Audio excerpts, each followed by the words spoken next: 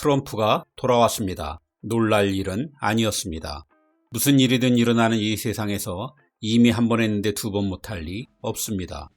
박빙일 것이란 우리 언론과 달리 미국에선 이미 트럼프의 낙승을 점치는 전문가들이 훨씬 더 많기도 했습니다. 오히려 해리스가 되었다면 확률상 크게도 쇼크였을 것입니다. 조지 워싱턴이 1789년 초대 대통령에 오른 후 235년간 47대에 이르기까지 미국에선 단 한 번도 여성이 대통령이 된 적이 없습니다. 확률 0%인 거죠. 더구나 해리스는 여성인데다 흑인이자 아시아인이기까지 하니 기대난망이었던 셈입니다. 1960년 세계 최초의 여성 총리를 배출한 스리랑카부터 가장 최근인 멕시코까지 한 번 이상 여성이 최고 지도자직에 오른 나라는 60개국 정도입니다. 이 중엔 영국, 독일, 이탈리아, 캐나다, 호주 등 주요국들이 망라되어 있고 인도, 방글라데시, 라이베리아, 하이티 같은 가난한 나라들도 있습니다. 더는 중요한 뉴스거리가 아니란 얘기입니다. 그런데 세계를 선도하는 가장 강력한 민주주의 국가인 미국에선 왜 여성이 대통령 되는 게 그렇게 힘든 걸까요? 트럼프의 당선 못지않게 이 문제가 요즘 미국의 핫한 주제입니다. 그 분석을 정리하면 크게 4가지입니다. 우선 여성에게 불리한 정치제도의 문제입니다. 미국은 승자가 모든 걸 독식하는 강력한 대통령제 국가입니다. 그런데 그 어떤 자료를 보아도 대통령제보다는 의원 내각제 국가에서 여성이 최고위직에 오를 가능성이 훨씬 더 큽니다. 2020년 이후만 보아도 내각제 국가에서 27명의 여성이 국가 정상이 된 데 비해 대통령제에선 중미 온두라스와 멕시코 단 2뿐입니다.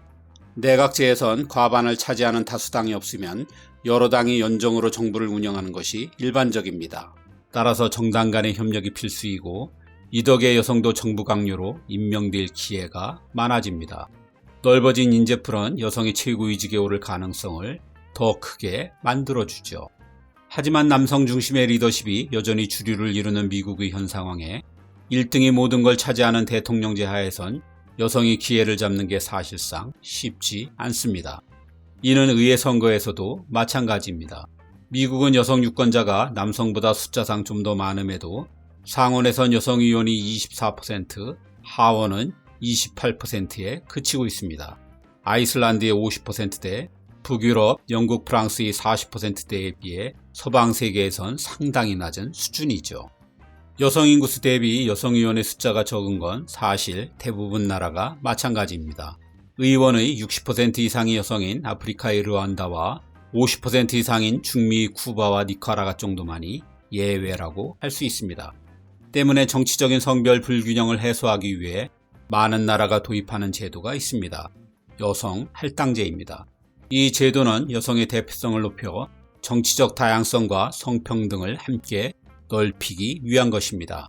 이 제도를 시행하고 있는 나라가 세계에서 100개국이 넘습니다. 하지만 미국은 아니죠. 역사적으로 남성이 지배하는 구조가 뿌리 깊은 미국에선 여성 할당제를 역차별이라거나 미국의 중요한 가치인 능력주의를 해치는 행위로 여깁니다. 어쨌든 이 탓에 미국에선 여성이 쉽게 정치에 뛰어들지 못하고 경력 쌓을 기회도 적어서 대통령 배출도 힘들게 하는 요인이 되고 있습니다. 여기에 미국의 선거제도도 여성에게 불리하다는 게 중론입니다. 미국의 대선 캠페인은 시간도 오래 걸리고 비용도 많이 드는 것으로 악명 높습니다. 미국의 대선은 예비선거부터 시작해 장장 2년이 걸리는 초장기 레이스입니다. 영국 총선이 일반적으로 한 달 반, 프랑스 대선이 2달인 것에 비하면 정말 엄청난 시간이죠. 비용의 차이도 어마어마합니다. 2024년 미국 대선에 지출한 비용은 공화민주 양당 합쳐서 약 159억 달러로 추산됩니다. 이게 우리 돈으로 얼마인가요? 무려 22조 원입니다. 반면 영국은 2019년 총선을 치르는데 모든 정당이 합쳐서 대략 8천만 달러가 들어갔습니다. 약 1,100억 원이니 미국에 비하면 푼돈이나 다름없습니다. 프랑스는 2022년 대선에서 영국과 비슷한 수준의 비용을 쓴 것으로 추정됩니다. 이는 여성 후보에겐 정말 넘기 힘든 거대한 벽입니다. 사회경제구조상 여성은 남성 후보보다 모금하는 것부터 불리합니다. 고액의 정치 자금을 내는 사람들은 당선 가능성에 베팅하는 경우가 대부분입니다. 단 한 번도 선출된 적 없는 여성 대통령 출마자들이 디스카운트되는 이유죠. 그래서 여성 후보자는 모금 활동에 더 많은 시간을 써야 해서 유권자와 만나는 시간이 제한되게 됩니다. 이 2년이라는 긴 시간은 체력적으로도 지치게 하지만 무엇보다 여성 후보들을 남성과는 비교도 되지 않는 가혹한 검증에 시달리게 합니다. 그래서 두 번째 요인은 우호적이지 않은 미디어 환경입니다. 특히 미국의 여성 후보는 남자라면 절대 받지 않을 질문 세례에 에너지를 소모해야 합니다. 우선 여성 후보들은 여성으로서 출마하는 것의 의미에 답해야 합니다. 트럼프도 바이든도 오바마도 남성으로서 출마하는 것의 의미를 질문받은 적이 한 번도 없는 건 물론입니다. 여성은 유독 결혼이나 자녀 교육 같은 개인적인 질문도 많이 받아야 합니다. 대선 캠페인이 길어지면서 일과 가정의 균형을 어떻게 생각하냐는 질문 공세도 빠지지 않습니다. 이는 여성의 고전적인 역할이 정치가 아닌 가정이라는 점을 암암리에 드러내기 위한 것이라고 의심받고 있습니다. 한 연구에 의하면 여성 후보의 머리 스타일, 옷차림, 목소리, 스타일 등 외모에 관한 언론 기사가 남성보다 압도적으로 많습니다.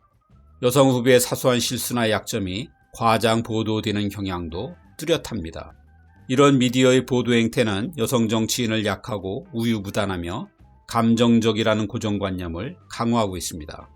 세 번째는 바로 이런 언론에 의해 형성된 고정관념과 성차별입니다. 미국의 타임지는 여성이 대통령에 출마한다는 건 커다란 투명 스카치 테이프에 쌓이는 것과 같다고 표현했습니다.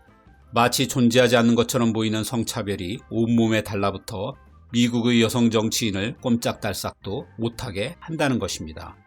200년이 넘는 긴 세월 미국에서 대통령직은 남성들의 전유물이었습니다. 그래서 미국에서 대통령은 나이든 백인 남성의 이미지입니다. 그러면서 대통령직은 권위, 단호, 의연함 같은 남성적 리더십을 자동으로 떠올리게 하죠. 여성은 이와 달리 타협, 신중함, 우유부단함 등으로 그려집니다. 미국 보수의 표현을 빌리자면 한마디로 여성은 푸틴과 맞설 수 없다는 것입니다. 그래서 트럼프가 힐러리에겐 약한 체력을 반복적으로 거론하고 해리스에겐 약한 여성을 보호하겠다고 성차별적 발언을 의도적으로 한 것입니다. 여성은 최고 사령관을 맡을 만큼 충분히 강하지 않다는 미국인들의 무의식적인 두려움을 자극한 것이죠. 미국의 분석가들은 앞으로도 여성이 대통령이 되려면 여성은 군 통수권자가 되기엔 불안하다는 프레임에서 벗어나는 게 큰 숙제라고 말합니다. 그런데 미국의 여성 정치인들은 이 문제에 대해서도 이중잣대의 적용을 받습니다. 여성이 강인한 리더십을 보이면 막상 대중의 호감도는 떨어지는 현상이 벌어지죠. 여성은 남성적인 단호함과 여성적인 따뜻함을 동시에 가지도록 요구받는 것입니다. 그리고 이 따뜻한 아이스 아메리카노를 두고 여성 후보는 남성 후보와 미디어로부터 무수한 공격을 받게 되는 게 미국의 정치 현실입니다. 미국의 여성 대통령 탄생을 어렵게 하는 마지막 요인으로는 자기 실현적인 예언도 있습니다. 2020년 대선을 앞두고 여성 대통령을 어떻게 생각하느냐는 여론조사가 있었습니다. 응답자의 74%가 아무 문제 없다고 답했죠. 하지만 이웃들이 실제로 여성에게 투표할 것이라고 믿는 사람은 33%에 불과했습니다. 또 다른 연구에선 무려 91%가 많은 미국인이 여성 대통령에게 투표할 준비가 되어 있지 않다고 생각하는 것으로 드러났습니다. 심지어는 여성이 남성보다 더 여성 대통령 가능성에 비관적이라는 조사 결과도 있었습니다. 사람들은 승산이 없는 후보에겐 표를 주지 않습니다. 동서양 어디서나 통하는 진리죠. 하지만 당선을 의심해 투표하지 않으면 여성 대통령은 영원히 나오지 않는 것도 분명합니다. 2명의 여성 후보가 연거푸패한 민주당 역시 이런 일이 반복됨으로써 앞으로도 자기 실현적인 예언이 될까봐 걱정하고 있습니다. 하지만 그럼에도 분명 미국에서 여성 정치인은 약진 중입니다. 카말라 해리스는 대선에 실패했지만 여성으로선 처음으로 부통령이라는 두 번째 높은 지위까지 올랐습니다. 현재 여성 주지사는 13명으로 역대 최다입니다. 2016년 힐러리 클린턴은 전국적으로 트럼프보다 300만 표나 더 얻었습니다. 해리스는 힐러리보다도 표가 더 많았습니다. 오래 버티던 미국의 유리천장도 조금씩 금이 가고 있는 건 분명한 것 같습니다.